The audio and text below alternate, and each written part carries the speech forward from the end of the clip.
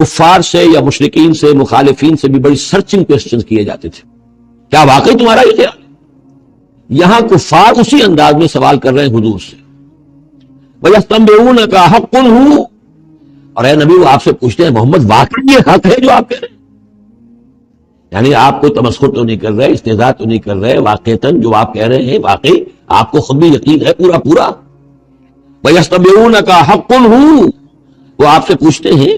کہ کیا واقعی جو بات آپ کہہ رہے ہیں یہ ہونے والی ہے، شدنی ہے، یقینی ہے، آپ کو یقین ہے؟ قُلْ إِنِّي وَرَبِّي إِنَّهُ لَحَقٌّ، بہت زور ہے اس کلام میں، کہہ دیجیے ہاں اور مجھے میرے رب کی قسم ہے کہ وہ حق ہے، شدنی ہے، اٹل ہے، ہو کر رہے گی۔ وَمَا أَنْتُم بِمُعْجِزِينَ، اور تم شکست نہیں دے سکو گے اللہ کو، تم ہرا نہیں سکتے۔ وَلَوْ أَنَّ لِكُلِّ نَفْسٍ ظَلَمَتْ مَا فِي الْأَرْضِ لَافْتَدَتْ بِهِ، اور اگر کسی جان کے پاس، ایک جان کے پاس اگر زمین کی ساری دولت بھی ہوگی تو وہ اسے فدیے میں دینا چاہے گی۔ وَأَسَرُّوا النَّدَامَةَ، اور وہ اپنی ندامت کو چھپائیں گے، اندر ہی اندر جو ندامت ہوگی، لَمَّا رَأَوُا الْعَذَابَ، جب وہ دیکھیں گے عذاب کو، وَقُضِیَ بَیْنَهُم بِالْقِسْطِ، اور ان کے مابین عدل و انصاف کے ساتھ فیصلہ کر دیا جائے گا، وَهُمْ لَا يُظْلَمُونَ، اور ان پر کوئی ظلم نہیں ہوگا۔ الا ان للہ ما فی السماوات والارض، آگاہ ہو جاؤ جو کچھ بھی ہے آسمانوں اور زمین میں وہ اللہ ہی کا ہے، اسی کی ملکیت ہے۔ الا ان وعد اللہ حق، آگاہ ہو جاؤ اللہ کا وعدہ حق ہے، ولکن اکثرهم لا يعلمون، لیکن ان کی اکثریت علم نہیں رکھتی۔ هو یحیی و یمیت، وہی ہے جو جلاتا ہے اور مارتا ہے، وإلیہ ترجعون، اور اسی طرف تمہیں لوٹ جانا ہے۔ اب جو یہ دو آیات آ رہی ہے یہ پھر بہت عظیم خزانہ ہے قرآن مجید میں، عظمت قرآن کے بیان پر یہ بہت ہی جامع مقام ہے افادیت کے اعتبار سے۔ یا ایھا الناس، اے لوگو، قد جاءتکم موعظۃ من ربکم وشفاء لما فی الصدور، دیکھو آ گئی ہے تمہارے پاس نصیحت تمہارے رب کی طرف سے، اور جو روگ تمہارے سینوں میں ہیں ان کی دوا، ان کی شفا۔ یہ بہت اہم ہے، یہاں جو ترتیب آئی ہے وہ یہ ہے کہ اگر دل سخت ہو گئے ہوں تو ظاہر بات ہے کہ پھر اس پر کوئی کلام نرم و نازک بے اثر، مرد ناداں پر کلام نرم و نازک بے اثر، تو پہلے دل کو نرم کرنے کی ضرورت ہے۔ زمین سخت ہے، بارش برسی ہے، بارش بہہ گئی ہے، کوئی فائدہ نہیں ہوگا، پانی جذب بھی نہیں ہوا۔ آدمی بیمار ہے، الٹیاں آ رہی ہیں، آپ دوا دے رہے ہیں، نکل جاتی ہے، وہ دوا جو ہے معدے سے جذب ہو تو فائدہ پہنچائے نا۔ تو پہلا کام یہ ہے کہ دل کو نرم کیا جائے۔ ثم قست قلوبکم، جو دل سخت ہو گئے تھے انہیں نرم کیا، اس کے لیے واعظ کی ضرورت ہے، موعظہ، نصیحت، ایسی بات جو دلوں میں گداز پیدا کر دے، نرمی پیدا کر دے۔ پھر اس کے بعد جب وہ دوا بن کر اور وہ جذب ہو جائے تو اب اس کی تاثیر ہوگی کہ اب جو اس کے اندر امراض ہیں دلوں کے اندر، دلوں میں امراض کیا ہے؟ دنیا کی محبت، دولت کی محبت، شہرت کی محبت، جائیداد کی محبت، اولاد کی محبت، بیویوں کی محبت۔ دنیا یوں سمجھیے کہ ایک شے ہے، اسی میں ساری چیزیں آ جائیں گی۔ زُيِّنَ لِلنَّاسِ حُبُّ الشَّهَوَاتِ مِنَ النِّسَاءِ وَالْبَنِينَ وَالْقَنَاطِيرِ الْمُقَنطَرَةِ مِنَ الذَّهَبِ وَالْفِضَّةِ وَالْخَيْلِ الْمُسَوَّمَةِ وَالْأَنْعَامِ وَالْحَرْثِ، یہ روب اور تکبر اور حسد اور بغض، ان چیزوں کو نکال کر ان کا جو ہے علاج ہے وہ قرآن ہے۔ قد جاءتکم موعظۃ من ربکم، قرآن مجید اولاً تو موعظہ ہے، واعظ ہے، نصیحت ہے، پھر شفا ہے، شفاء لما فی الصدور، جو سینوں کے اندر جو روگ ہیں ان کا علاج ہے، وہدن، اور اب ہدایت ہے۔ بیماری اندر سے نکلے گی تو اب قرآن کی ہدایت پر آپ جو ہے عمل کریں گے، جو اس کی رہنمائی کو عملاً اختیار کریں گے، اور آخری نتیجہ ورحمت للمومنین، اہل ایمان کے حق میں پھر یہ اللہ تعالیٰ کی سب سے بڑی رحمت، الرحمن علم القرآن، رحمان کی رحمانیت کا مظہر عتم یہ قرآن ہے۔ قل بفضل اللہ وبرحمتہ، ہے نبی سے کہیے یہ قرآن جو نازل ہوا اللہ کے فضل سے اور اس کی رحمت سے نازل ہوا ہے، یہ اس کی فضل اور رحمت کا مظہر ہے، یہ اس کا بہت بڑا احسان ہے، یہ اس کی سب سے بڑی دولت ہے جو اس نے نوع انسانی کو دی ہے۔ قل بفضل اللہ وبرحمتہ فبذلک فلیفرحوا، تو اس پر خوشیاں منائیں۔ جشن منانا ہے تو قرآن کا مناؤ، خوشیاں منانی ہے قرآن کی مناؤ کہ اللہ تعالیٰ نے اتنی بڑی شے تمہیں عطا کی۔ فرح کا لفظ عام طور پر قرآن مجید میں اچھے سینس میں نہیں آتا۔ فرح کہتے ہیں کہ خوشی سے پھولے نہ سمانا، عام طور پر یہ مذمت کی جگہ آتا ہے، لیکن یہاں فرمایا قرآن کے اوپر اگر فرح کرنا ہی ہے فبذلک فلیفرحوا، خوشیاں منانی ہے تو اس پر مناؤ۔ هو خیر مما یجمعون، وہ جو کچھ تم جمع کر رہے ہو ساز و سامان دنیاوی، اور تم کہاں سے لے کر آئے ہو، تم نے سجاوٹ کے لیے سامان جمع کیا ہے، ڈیکوریشن پیسز جمع کیے ہیں، کہاں سے اینٹیکس لے کر آئے ہو، پیسے خرچ کیے ہیں، یہ ساری چیز جمع کر رہے ہو، ان سے کہیں بہتر ہے یہ قرآن۔ قل ارأیتم ما انزل اللہ لکم من رزق، ان سے کہیے کہ تم نے غور کیا کبھی کہ اللہ نے تمہارے رزق اتارا ہے، فجعلتم منہ حراما وحلالا، تو تم نے اس میں سے کسی کو اپنی مرضی سے حرام قرار دے دیا، کسی کو حلال قرار دے دیا۔ قل اللہ اذن لکم، ان سے پوچھیے کیا اللہ نے تمہیں اس کا حکم دیا ہے؟ ام علی اللہ تفترون، یا تم یہ اللہ کے اوپر افترا بازی کر رہے ہو؟ یہ ساری باتیں جو ہم پڑھ چکے ہیں، سورہ نام میں آ چکی ہیں، پھر سورہ مائدہ میں آخری بات آئی تھی، یہ جو ان کے ہاں من گھڑت شریعت بنی ہوئی تھی۔ وما ظن الذین یفترون علی اللہ الکذب یوم القیامہ، اور کیا گمان ہے ان لوگوں کا کہ جو اللہ کی طرف غلط باتیں منسوب کر رہے ہیں کہ قیامت کے دن کیا حشر ہوگا ان کا۔ ان اللہ لذو فضل علی الناس، یقیناً اللہ تعالیٰ تو بندوں کے حق میں بڑے فضل والا ہے، ولیکن اکثرہم لا یشکرون، لیکن ان کی اکثریت جو ہے وہ شکر گزار نہیں ہے، وہ اللہ کی نعمتوں کا حق نہیں مانتی۔ تو اس حصے کے اندر خاص طور پر یہ 2 آیتیں جو آئی ہیں قرآن مجید کے بارے میں، کوشش کیجئے کہ ان کو تو یاد کر لیں، اور اس میں جو ترتیب ہے وہ بڑی اہم ہے کہ پہلے دل میں نرمی ہو تاکہ پھر قرآن اس میں جذب ہو۔ چوں بجاں در رفت جا دیگر شود، اگر جیسے چکنے گھڑے کے اوپر پانی گرا اور بہ گیا، اندر جذب ہی نہیں ہوا تو فائدہ کیسے ہوگا؟ تو دل کی نرمی کا سامان بھی قرآن میں ہے، دوا بھی قرآن ہے، ہدایت بھی قرآن ہے، رحمت بھی قرآن ہے۔ اس اعتبار سے اللہ تعالیٰ کی سب سے بڑی نعمت نوع انسانی کے لیے قرآن حکیم ہے۔ وما تكون في شأن وما تتلو منه من قرآن ولا تعملون من عمل إلا كنا عليكم شهودا إذ تفيضون فيه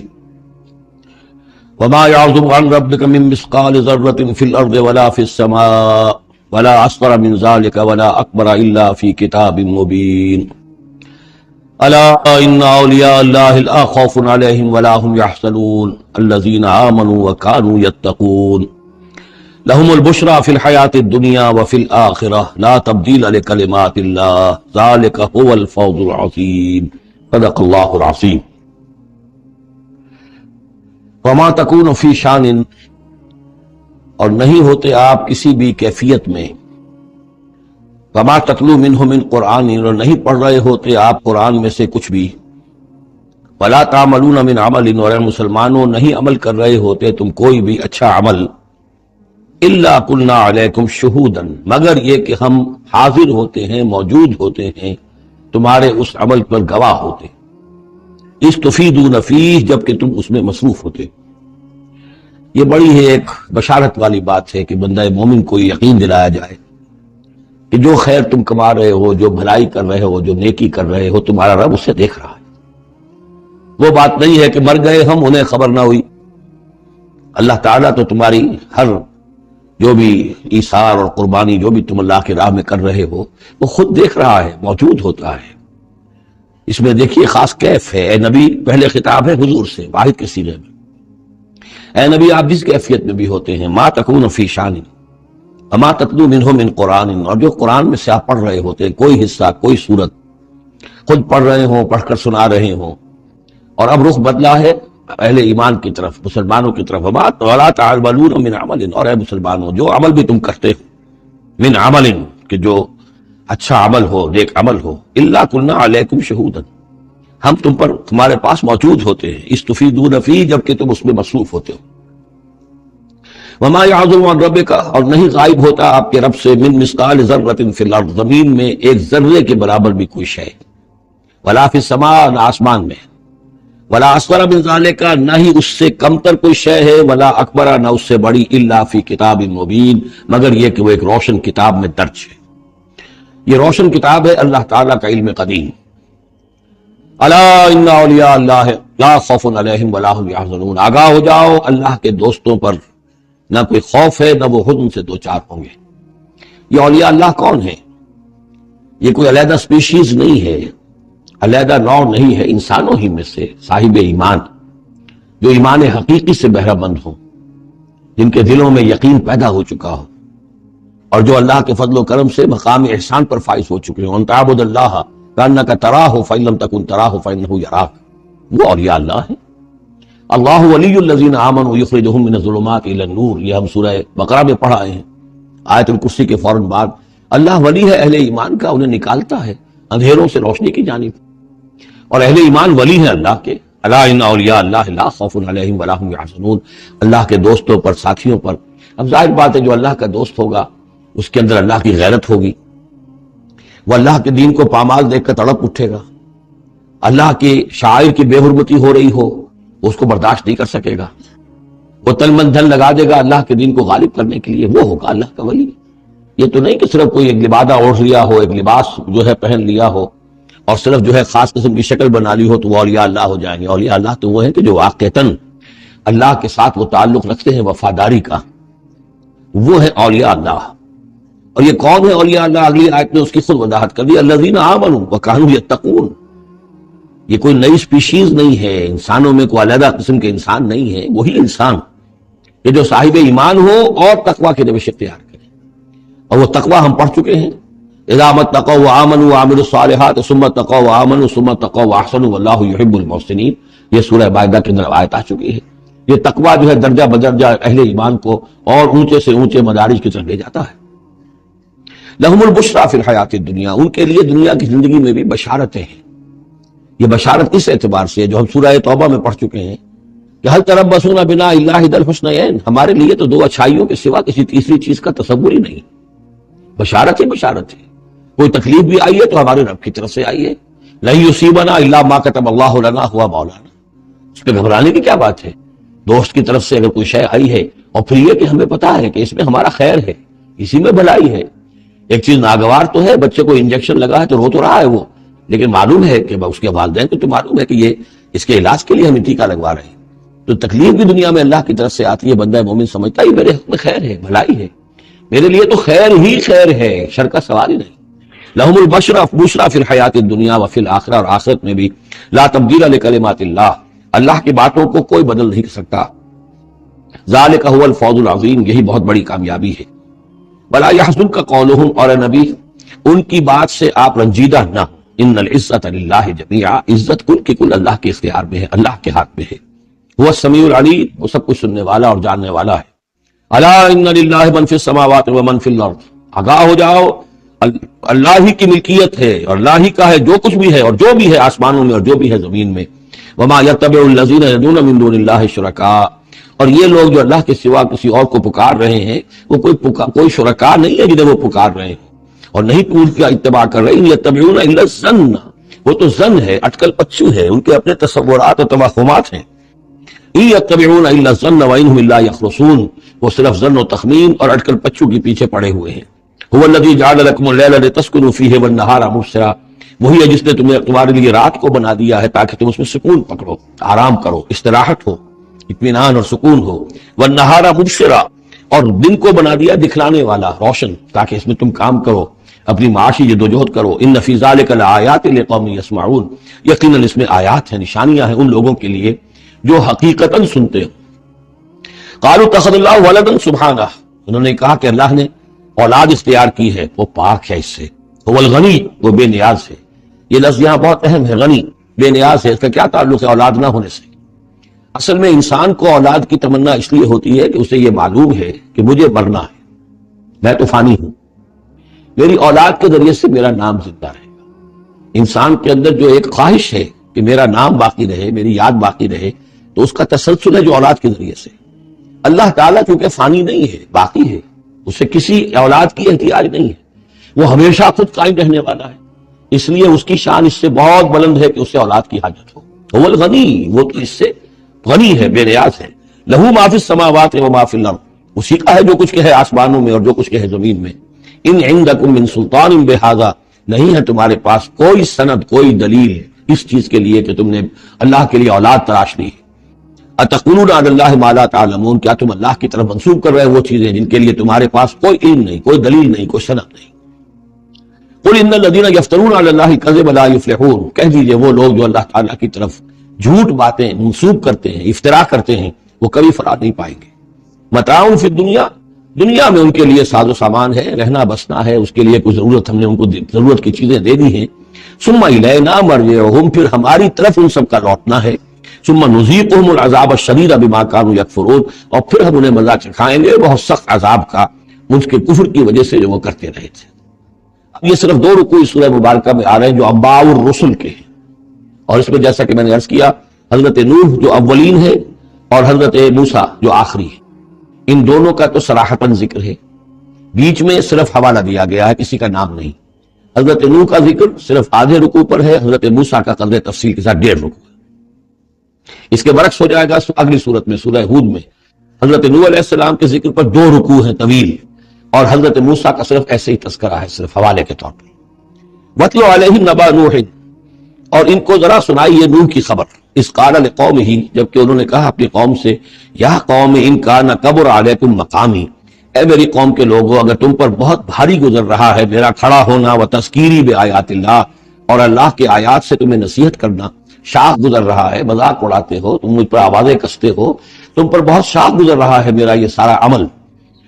فعلی اللہ توکل، تو میں نے تو اللہ پر توکل کیا ہے، فاجمعوا امرکم، تو اپنا سارے جو بھی ذرائع ہیں ان کو جمع کر لو، وشرکاکم، اور تمہارے سارے شریک جو ہیں انہیں بلا لو، ثم لا یکن امرکم علیکم غمۃ،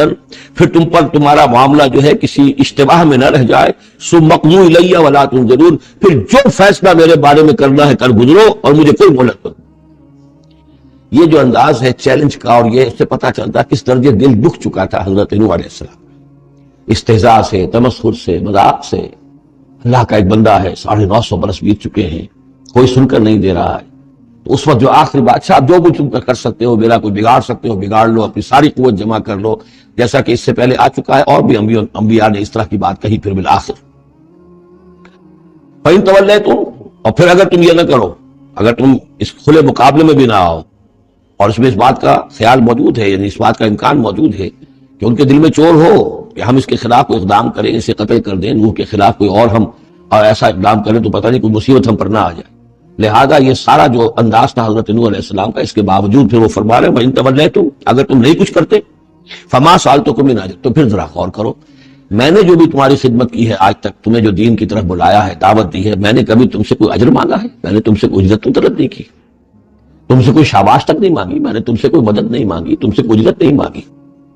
ان اجری الا علی اللہ، میرا اجر تو اللہ کے ذمے ہے، وامرت ان اکون من المسلمین، اور مجھے حکم ہوا ہے کہ میں اس کے فرما بردار بندوں میں سے رہوں۔ فکذبوہ، تو انہوں نے پھر بھی جھٹلا دیا اس کو، فنجیناہ، تو ہم نے نجات دے دی اس کو، ومن معہ فی الفلک، اور جو بھی اس کے ساتھ تھے اس کی کشتی میں، وجعلناہم خلائف، اور انہی کو پھر ہم نے خلفاء بنا دیا زمین کے اندر، پھر انہی کو خلافت عطا کی، انہی کو جانشین بنایا۔ وَأَغْرَقْنَا الَّذِينَ كَذَّبُوا بِآيَاتِنَا، اور غرق کر دیا ان لوگوں کو جنہوں نے ہماری آیات کی تکذیب کی تھی۔ فَانظُرْ كَيْفَ كَانَ عَاقِبَةُ الْمُنذَرِينَ، تو دیکھو کیسا انجام ہوا ان کا جنہیں خبردار کر دیا گیا تھا۔ ثُمَّ بَعَثْنَا مِن بَعْدِهِ رُسُلًا، پھر ہم نے بھیجا ان کے بعد بہت سے رسولوں کو، الی قومہم، اپنی اپنی قوموں کی طرف، فجاءوہم بالبینات، تو وہ سب کے سب آئے ان کے پاس روشن دلیلیں لے کر، فما کانوا لیؤمنوا بما کذبوا بہ من قبل، لیکن وہ جس چیز کے انکار پر اڑ چکے تھے وہ ساری روشن دلیلیں دیکھنے کے باوجود بھی اس کو ماننے والے نہ بنے۔ کذالک نطبع علی قلوب المعتدین، اسی طرح ہم مہر کر دیا کرتے ہیں حد سے تجاوز کرنے والوں کے دلوں کو۔ ثم بعثنا من بعدہم موسیٰ و ہارون، اب یہ دیکھیے وہ جو ایک لنک جو ہے، جو میں نے آپ کو بتایا تھا، ایک چین ہے، حضرت نوح، حضرت ہود، حضرت صالح، حضرت لوط، حضرت شعیب اور حضرت موسیٰ، یہ 6 کا ذکر قرآن مجید میں بار بار آتا ہے۔ یہاں پر حضرت نوح کا اور حضرت موسیٰ کا درمیان میں صرف ثم بعثنا من بعدہم رسلا، اور بھی رسول آئے، ان کا یہاں صراحتاً تذکرہ نہیں ہے۔ پھر ہم نے بھیجا ان کے بعد موسیٰ اور ہارون کو الی فرعون و ملئہ، فرعون اور اس کے سرداروں کی جانب، بآیاتنا، اپنی نشانیوں کے ساتھ، فاستکبروا وکانوا قوما مجرمین، انہوں نے استکبار کیا اور وہ تھے مجرم قوم، گناہگار لوگ۔ فلما جاءهم الحق من عندنا، تو جب ان کے پاس ہمارے پاس سے ان تک ہمارے پاس سے حق پہنچا، قالوا ان هذا لسحر مبین، تو انہوں نے کہا یہ تو کھلا جادو ہے۔ قال موسیٰ تقولون للحق لما جاءکم، موسیٰ نے کہا ان سے کہ کیا تم حق کے لیے کہہ رہے ہو، یہ حق ہے جو تم پر آیا ہے اور جو تم تک پہنچا ہے، اسحر ہوتا، کیا یہ جادو ہے؟ ولا یفلح الساحرون، اور ساحر تو کبھی فلاح نہیں پایا کرتے۔ قالوا جئتنا لتلفتنا عما وجدنا علیہ آباءنا، انہوں نے کہا موسیٰ کیا تم ہمارے پاس آئے ہو کہ تم ہمیں پھیر دو ان چیزوں سے، ان طریقوں سے، ان رسوم سے، ان ریتوں سے، ان رواجوں سے کہ جس پر ہم نے پایا اپنے آباء و اجداد کو، وَتَكُونَ لَكُمُ الْكِبْرِيَاءُ فِي الْأَرْضِ، اور تم دونوں کے لیے ہی حکومت ہو جائے اور بلندی ہو جائے اور بڑائی ہو جائے زمین کے اندر۔ دونوں سے مراد حضرت موسیٰ اور حضرت ہارون علیہ السلام۔ وَمَا نَحْنُ لَكُمَا بِمُؤْمِنِينَ، اور ہم ہرگز تم دونوں کی بات ماننے والے نہیں ہیں۔ وَقَالَ فِرْعَوْنُ ائْتُونِي بِكُلِّ سَاحِرٍ عَلِيمٍ، اور فرعون نے کہا لے آؤ میرے پاس تمام جو ماہر اور جادوگر ہیں ان کو جمع کر لو۔ فلما جاء السحرة قال لهم موسیٰ القوا ما انتم ملقون، تو جب وہ جادوگر آ گئے تو موسیٰ نے ان سے فرمایا کہ ڈالو جو تم ڈالنے والے ہو۔ فلما القوا، جب انہوں نے ڈالا، قال موسیٰ ما جئتم به السحر، موسیٰ نے فرمایا یہ جو تم لائے ہو، جو تم نے پیدا کیا، یہ جادو ہے۔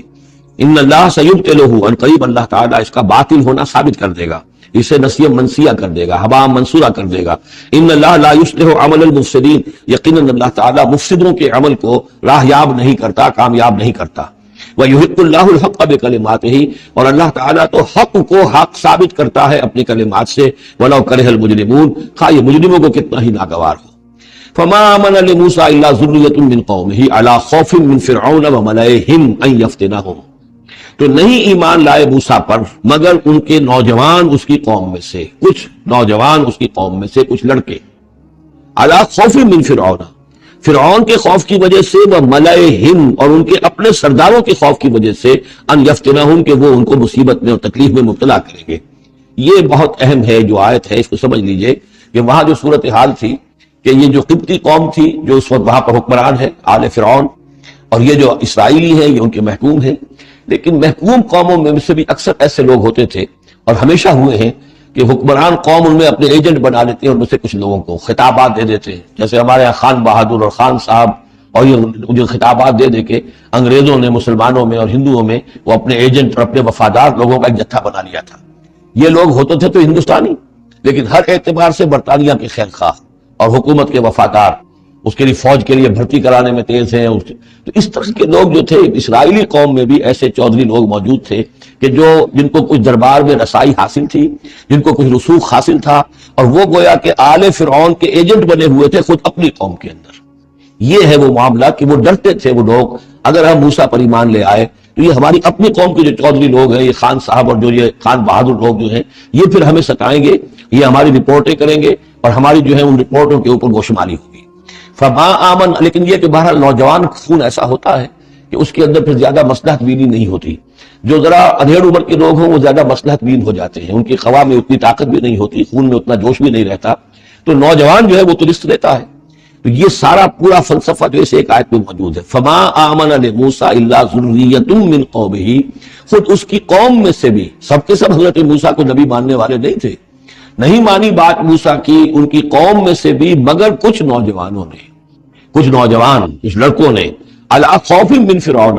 فرعون کے خوف کی وجہ سے، وہ ملئہم، اور ان کے اپنے سرداروں کے خوف کی وجہ سے، ان یفتنہم، کہ وہ انہیں پرسیکیوٹ کریں گے، ان کو فتنے میں مبتلا کریں گے۔ وَإِنَّ فِرْعَوْنَ لَعَالٍ فِي الْأَرْضِ، اسی طرح کا ایک شخص قارون تھا۔ قارون جو ہے وہ قوم موسیٰ سے تھا، اسرائیلی تھا، لیکن یہ کہ سرکار دربار میں رسائی تھی، وفادار تھا حکومت کا، اسی کی وجہ سے بڑے بڑے ٹھیکے ملتے تھے، جیسے ہمارے ہاں ٹھیکیدار ہوتے تھے بڑے بڑے لوگ، تو اس کے پاس اتنی دولت جمع ہو گئی تھی، وہ سارا تذکرہ جو ہے آگے چل کر آئے گا سورہ قصص کے اندر۔ تھا تو قوم موسیٰ میں سے تھا، فرعونی تو نہیں تھا، لیکن یہ کہ وہ حضرت موسیٰ کے خلاف چالیں چلتا تھا، اور وہ ساری جو ہے وہ سرکار دربار کی جو خوشامد ہے وہ کام کرتا تھا، اسی سے پھر اس کو دولت ملتی تھی۔ وَإِنَّ فِرْعَوْنَ لَعَالٍ فِي الْأَرْضِ، اور یقیناً فرعون جو ہے وہ بہت سرکشی کر رہا تھا زمین میں، وَإِنَّهُ لَمِنَ الْمُسْرِفِينَ، اور یقیناً وہ بہت حد سے بڑھنے والا تھا۔ وَقَالَ مُوسَىٰ يَا قَوْمِ، اب انہوں نے ان سے جو بھی ایمان لے آئے تھے ان سے کہا قَالَ يَا مُوسَىٰ قَوْمِ إِن كُنتُمْ آمَنتُم بِاللَّهِ، اب اگر تم اللہ پر ایمان لے آئے ہو، فَعَلَيْهِ تَوَكَّلُوا، تو اب اللہ پر توکل بھی کرو، إِن كُنتُم مُسْلِمِينَ، اگر تم واقعتاً فرما بردار ہو گئے ہو۔ فقالوا علی اللہ توکلنا، تو انہوں نے کہا آپ اللہ پر توکل کرتے ہیں، اپنا معاملہ اللہ کے حوالے کرتے ہیں۔ ربنا لا تجعلنا فتنة للقوم الظالمین، اے اللہ تو ہمیں ان ظالموں کے لیے تختہ مشق نہ بنا دے، اے اللہ ایسا نہ ہو کہ تو ہمارے ذریعے سے ان کو آزمائے، یعنی یہ کہ جیسے کہ ابو جہل ستا رہا تھا، ابو جہل کی آزمائش ہو رہی تھی، لیکن تختہ مشق حضرت یاسر حضرت سمیہ بن رہی تھی رضی اللہ تعالیٰ عنہما، تو اے اللہ ہمیں نہ آزما، ہم پر ان کا زور نہ آزما، یعنی ہمیں تختہ مشق نہ بنا دے۔ وَنَجِّنَا بِرَحْمَتِكَ مِنَ الْقَوْمِ الْكَافِرِينَ، اور ہمیں اپنی خاص رحمت سے ان کافروں کی قوم سے نجات عطا فرما۔ وَأَوْحَيْنَا إِلَىٰ مُوسَىٰ وَأَخِيهِ، اور ہم نے وحی کر دی موسیٰ کو اور ان کے بھائی کو ہارون کو، أَن تَبَوَّآ لِقَوْمِكُمَا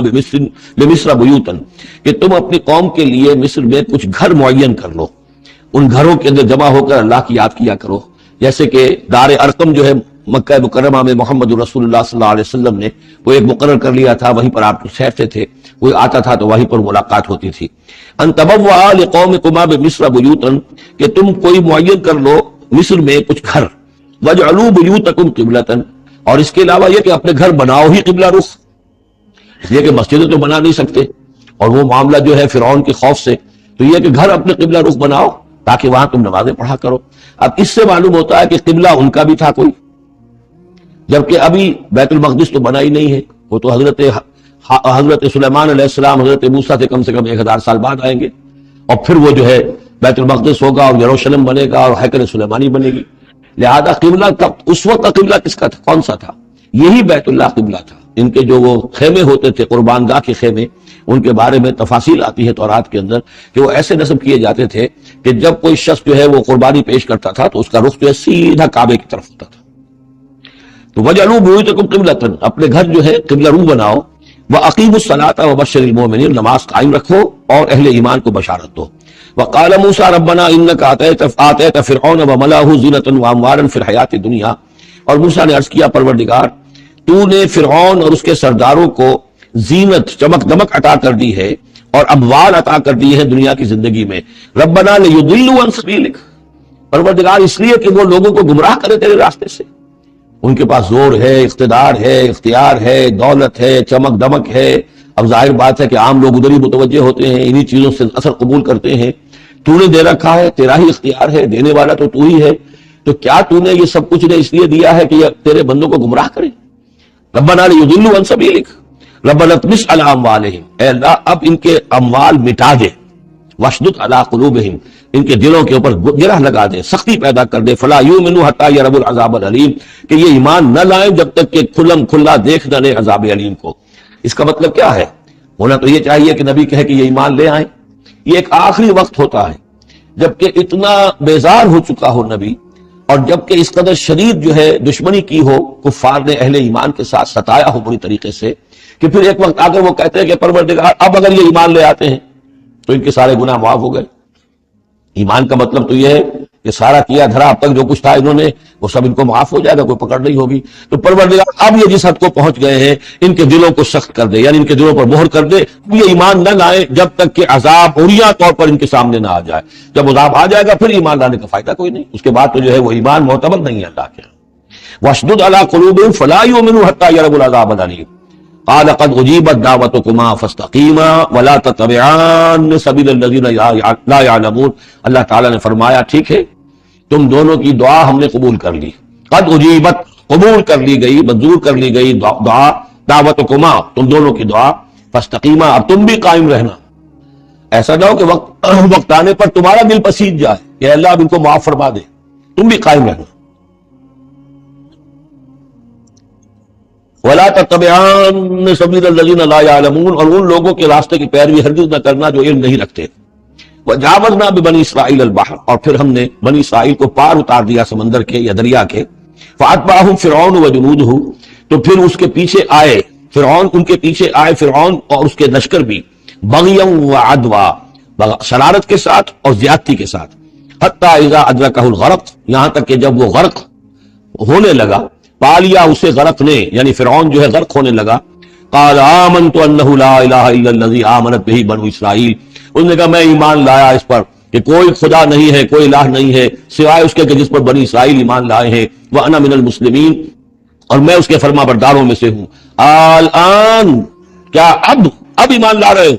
وقد عصیت قبل، حالانکہ اس سے پہلے تم نافرمانی کرتا رہا، وکنت من المفسدین، اور تو نہایت فساد کرنے والوں میں سے تھا۔ فَالْيَوْمَ نُنَجِّيكَ بِبَدَنِكَ، تو اب آج ہم تمہارے بدن کو نجات دے دیں گے، یہ گلے سڑے گا نہیں،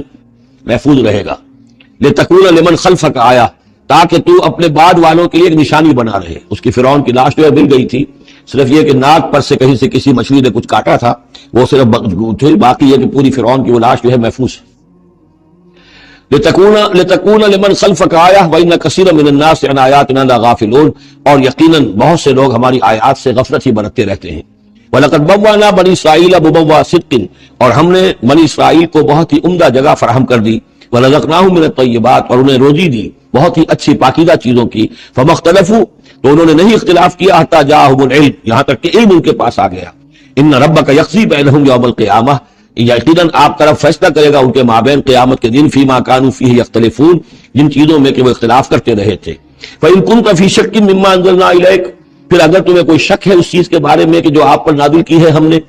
بظاہر خطاب حضور سے ہے صلی اللہ علیہ وسلم، لیکن ظاہر بات ہے کہ حضور کے لیے کوئی امکان نہیں کہ آپ کو کوئی شک ہوتا، یہ بظاہر خطاب حضور سے ہے لیکن یہ حقیقتاً خطاب ہو رہا ہے اہل مکہ سے، کہ اگر تمہیں کوئی شک ہے اس چیز کے بارے میں جو محمد پر نازل ہوئی، لیکن یہ کہ بسا اوقات ایسا ہوتا ہے کہ جن سے کوئی بات کہنی ہوتی ہے اس سے اس قدر نفرت ہو چکی ہو کہ براہ راست انہیں خطاب کرنا بھی انسان کو پسند نہ ہو، تو پھر وہ کسی اور کو خطاب کر کے وہ بات کہتا ہے جو سنانی کسی اور کو ہوتی ہے۔ اگر تمہیں شک ہے اس چیز کے بارے میں کہ جو ہم نے اپنے اس بندے محمد پر نازل کی ہے صلی اللہ علیہ وسلم، فَاسْأَلِ الَّذِينَ يَقْرَؤُونَ الْكِتَابَ مِن قَبْلِكَ، تو پھر پوچھ لیجئے ان لوگوں سے کہ جن کو کتاب دی گئی تھی آپ سے پہلے، لَقَدْ جَاءَكَ الْحَقُّ مِن رَبِّكَ، اے نبی آپ کے پاس حق آیا ہے آپ کے رب کی طرف سے، فَلَا تَكُونَنَّ مِنَ الْمُمْتَرِينَ، تو ہرگز نہ ہو جائیں آپ شک کرنے والوں میں۔ پھر نوٹ کر لیجئے میرے نزدیک یہاں بظاہر خطاب حضور سے ہے، اصل میں روح سخن جو ہے وہ مشرکین عرب سے ہے۔ وَلَا تَكُونَنَّ مِنَ الَّذِينَ كَذَّبُوا بِآيَاتِ اللَّهِ، اور بت بن جانا ہرگز ان لوگوں میں سے جنہوں نے اللہ کی آیات کو جھٹلایا، فَتَكُونَ مِنَ الْخَاسِرِينَ، تو ہو جاؤ گے خسارہ پانے والوں میں سے۔ ان الذین حقت علیہم کلمۃ ربک لا یؤمنون، یقیناً جن لوگوں کے اوپر کے تیرے رب کی بات واقع ہو چکی ہے، ثابت ہو چکی ہے، جو قانون خدابندی کی زد میں آ چکے ہیں، جو ضد اور ہٹ درمی کی وجہ سے اپنے دلوں پہ مہر کروا چکے ہیں، وہ ایمان نہیں لائیں گے۔ لا یؤمنون ولو جاءتهم کل آیۃ، چاہے کتنی ہی آیتیں آ جائیں، کتنی ہی نشانی آ جائیں، حتی یروا العذاب العلیم، وہ ایمان نہیں لائیں گے جب تک کہ اپنی آنکھوں سے عذاب علیم کو دیکھ نہ لیں۔ جیسے کہ فرعون کا معاملہ ہوا کہ جب غرق ہونے لگا تب ایمان لایا۔ فلولا كانت قرية آمنت فنفعها ایمانها، تو کیوں نہ ہوئی کوئی بستی کہ جو ایمان لاتی اور اسے اس کے ایمان نے نفع پہنچایا ہوتا، الا قوم یونس، سوائے ایک قوم یونس کے۔ حضرت یونس علیہ السلام کو بھیجا گیا تھا نینوا کی طرف، وہاں انہوں نے دعوت دی، معاملہ وہی ہوا جو تمام رسولوں کے ساتھ ہوا ہے، قوم نے انکار کیا، سرکشی پر اڑے رہے، پھر یہ خبر دے کر اور چلے گئے کہ 3 دن کے اندر اندر تم پر عذاب آ جائے گا۔ محسوس ایسا ہوتا ہے کہ انہیں اجازت اللہ کی طرف سے جانے کی نہیں آئی تھی۔